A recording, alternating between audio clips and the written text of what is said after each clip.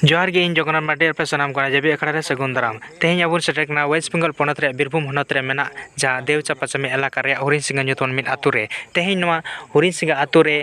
United forum of all Adivasi organisation पाठा सिगल मिद दुप्रुब को दले थाकना नवा दुप्रुब रे सेलेक्ट को ताहाकना हुरिन सिंगा आतु मांझो बासावते ओना आतु रेन गो बाबा को ओना सावते आडे पासे रेन मिद बार को सेटर को ताहा और नवा गपालमाराव अखड़ा रे अडी लकान संगठन रेन प्रतिनिधि को ताहाकना मेनदो आसेका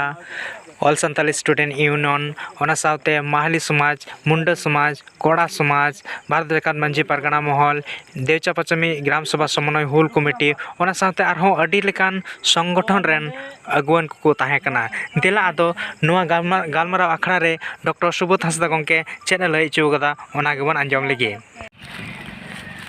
अच्छा गंके नय तीन नोंडे गपालमाराव पे दोहले दो का पाहटा को पे दोहले United forum of all Adivasi organisation Paschim Bangla रे जहाँ तैयार करना 46टी नौकान संगठन उनको को आते जहाँ संगठन यूनाइटेड फोराम ओनारेन आले सदस्य लेकाते तेहिं नोंडे देवचा पचामी हरिन सिंगा ना कुल ब्लॉक रे नोंडेन हर को साव गालमाराव लगी तेले हेज लेना। अच्छा नवा गपालमाराव अखड़ा रे आपे ओका सत्ता पे गालमाराव क्या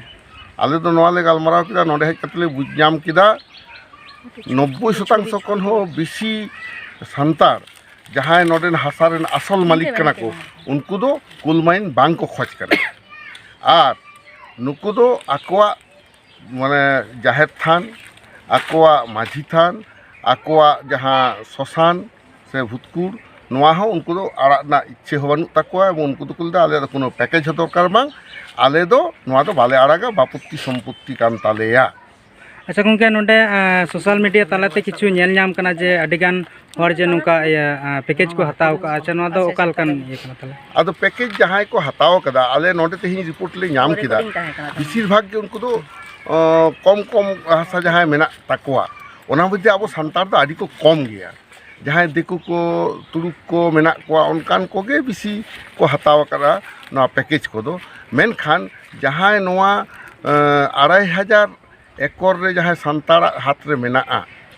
उनको को भितरी दो उनकान क्षतिपूरण हतावन संख्या को दो खूब नगण्य के माने परसेंटेज उनका बांग हिजू लेका। अच्छा अडी सराव। अच्छा ये नोंडे ऐसे तीन गान संगठन पे जारा लेना आले संगठन दो नखे बाले लेखा कना तो यूनाइटेड फोराम खन दले हेज कना नोंडे आसेका वेस्ट बेंगल मेनाया माझी परगना महल मेनाया कोड़ा समाज मेना कोता बना भूमि समाज मेना कोता बना और एटा एटा संगठन को मेना कोता बना टीचर्स एसोसिएशन को नौका आदो स्टूडेंट एसोसिएशन को आदो नवा दो रको काम चखो किदाल तो आदि आचका गे नखाय नवा दले डेट का और माचित को आदि हर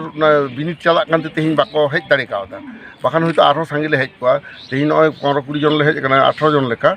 तो आरो को सांगे को गया आरो ले हिजुआ नवा गे मुचित हेज दो बांग कना। आडी सरा गंके आमा नितुम इंदो डॉक्टर सुबोध हंसदा इंदो united forum of all Adivasi organisation नि जॉइंट कन्वेनर कनी और आसेका वेस्ट बेंगल नि हो जनरल सेक्रेटरी कनी। जोहार।